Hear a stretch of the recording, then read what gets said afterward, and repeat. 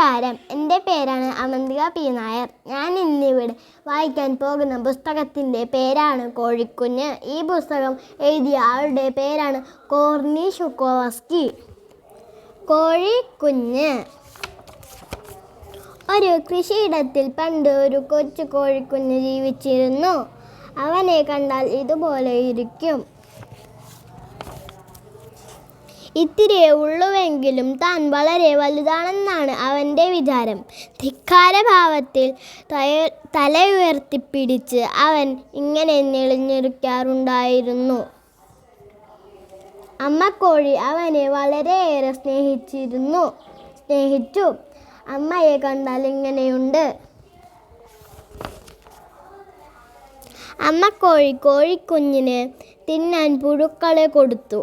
പുഴുക്കളെ കണ്ടാൽ ദാ ഇങ്ങനെയാണ്. ഒരു ദിവസം അതിലെ വന്ന കറുമ്പൻ പൂച്ച അമ്മക്കോഴിയെ കൃഷിയിടത്തിൽ നിന്നും പേടിപ്പിച്ച് ഓടിച്ചു. കറുമ്പൻ പൂച്ചയെ കണ്ടാൽ ഇങ്ങനെ ഇരിക്കും.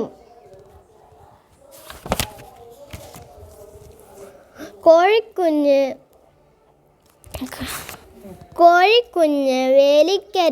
വേലിക്കരികിൽ ഒറ്റപ്പെട്ടുപോയി. പെട്ടെന്ന് ഒരു വലിയ സുന്ദരനായ പൂവൻകോഴി വേലിക്കടുത്തേക്ക് പറന്നു വരുന്നത് അവൻ കണ്ടു.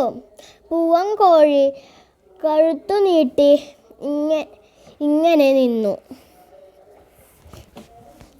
എന്നിട്ട് പരമാവധി ഉച്ചത്തിൽ കൂവി, കൊക്കരക്കോ.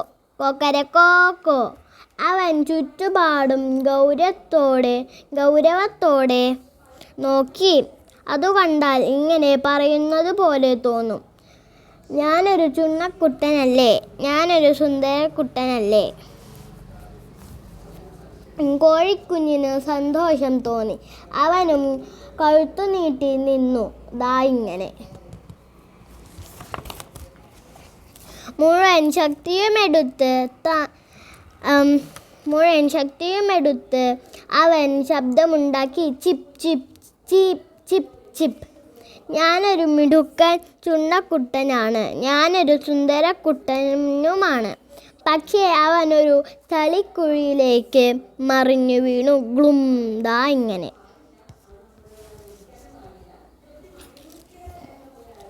ചെളിക്കുഴിയിൽ ഒരു തവള ഇരിക്കുന്നുണ്ടായിരുന്നു. അവൾ കോഴിക്കുഞ്ഞിനെ കണ്ട് പൊട്ടിച്ചിരിച്ചു. ഹ ഹ ഹ ഹോ ഹോ ഹോ ഹ. നീ ഇനിയും ഒത്തിരി വളരാനുണ്ട്. തവളയെ കണ്ടാൽ ഇതുപോലെയുണ്ട്.